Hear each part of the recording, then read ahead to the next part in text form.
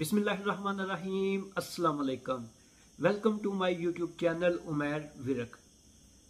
जो हमने last video बनाई थी उसमें हमने डिस्कस किया था आर्टिकल 89 पुर्तगाल में फाइल लॉक कैसे की जाती है और टीआरसी कार्ड के मुतल्लिक। और हमने ये भी बात की थी कि अगर आप लोग आर्टिकल 89 के बारे में पूछना चाहते हैं, मालूमात चाहते हैं, तो हम उसके ऊपर भी एक वीडियो बनाएंगे। तो काफ़ी सारे दोस्तों के कमेंट आए थे कि उमैर भाई आर्टिकल 89 के बारे में भी हमें बताएं कि आर्टिकल 89 क्या है, उसमें फाइल किस तरह लॉक की जाती है। तो चलिए जी, वीडियो को डिले नहीं करते, शुरू करते हैं। आर्टिकल 89 एक ऐसा आर्टिकल है जो सेल्फ एम्प्लॉयमेंट के जुमरे में आता है, जो कि सेल्फ एम्प्लॉयमेंट में आता है। आर्टिकल 89 में आप अपनी फाइल लॉक करते हैं तो आप सेल्फ एम्प्लॉय हो जाते हैं। आप कोई भी अपना बिजनेस कर सकते हैं पुर्तगाल में।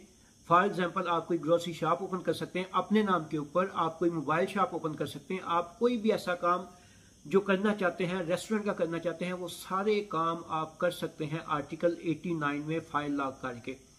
आर्टिकल 89 में फाइल लॉक करने के लिए सेम वही डॉक्यूमेंट चाहिए जो आर्टिकल 88 के लिए चाहिए। एक बहुत कॉमन सवाल है, बहुत सारे दोस्तों को डराया जाता है कि यार आर्टिकल 89 में फाइल लॉक मत करवाना क्योंकि उससे कार्ड लेट आता है। तो मेरे भाई, आर्टिकल 88 और आर्टिकल 89 में दोनों में आप फाइल लॉक करवाओ, सेम प्रोसेस टाइम लगता है और सेम ही कार्ड आने तक का टाइम लगता है। आर्टिकल 89 का जो एक सबसे ज्यादा बेनिफिट है वो ये है कि आपको कॉन्ट्रैक्ट के पीछे नहीं भागना पड़ता।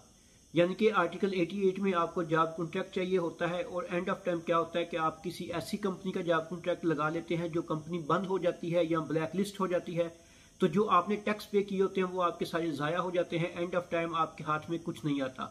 आर्टिकल 89 आपको एक यही फैसिलिटी प्रोवाइड करता है कि आप सेल्फ एम्प्लॉयमेंट पे खुद काम कर रहे हैं। और मज़े की बात यह है कि फॉर एग्जांपल, अगर आप पुर्तगाल में नहीं हैं, आप किसी और कंट्री में हैं, इंडिया में हैं, पाकिस्तान में हैं, या कहीं भी यूरोपियन कंट्री में रहकर काम करते हैं और अपना टैक्स पे कर सकते हैं, तो आर्टिकल 89 में आप ये सारा काम कर सकते हैं क्योंकि वो सेल्फ एम्प्लॉयमेंट के जुमरे में आता है।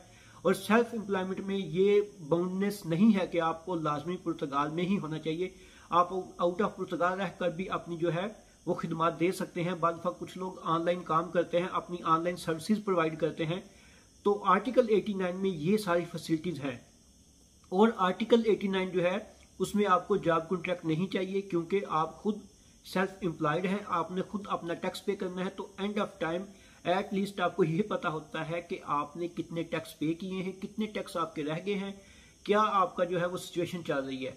तो ये थी जी आर्टिकल 89 के बारे में एक शॉर्ट लेकिन कम्प्रीहेंसिव डिटेल, जो कि बहुत सारे दोस्त जानते भी हैं और कई ऐसे दोस्त हैं जो नहीं जानते कि आर्टिकल 88 और आर्टिकल 89 में क्या फ़र्क है। सबसे बड़ा फ़र्क यही समझ ले, 88 में आप बाउंड हैं कि आपने पुर्तगाल में रहना है और वहां पे आपने किसी के नीचे काम करना है, आपने जॉब कॉन्ट्रैक्ट लेना है। 89 में आपने किसी के अंडर काम नहीं करना, आपने अपने अंडर काम करना है और आपको जॉब कॉन्ट्रैक्ट की जरूरत नहीं है। तो ये सबसे बड़ा डिफरेंस है जी आर्टिकल 88 और आर्टिकल 89 में। मैं उम्मीद करता हूँ कि आपको 88 और 89 बिल्कुल क्लियर हो गया होगा। फिर भी अगर आपको ये समझ नहीं आई या कोई सवाल है तो आप हमें इंस्टाग्राम के ऊपर डायरेक्ट मैसेज कर सकते हैं। उसके अलावा आप कमेंट कर सकते हैं, हम इंशाल्लाह आपके कमेंट के जवाब जरूर देंगे। तो नेक्स्ट वीडियो जो है वो आप लोगों ने बताना है कि आप किस टॉपिक के मतलब इंफॉर्मेशन चाहते हैं। जो मैंने टॉपिक सोचा हुआ है, जो बहुत ज़्यादा कमेंट आ रहे हैं, वो तो माल्टा के रिलेटेड है। तो इंशाल्लाह नेक्स्ट वीडियो फिर मैं माल्टा के रिलेटेड लेके आऊँगा और कोशिश करूँगा कि कल ही लेके आऊँ। मिलते हैं जी नेक्स्ट वीडियो में, तब तक अल्लाह हाफिज़।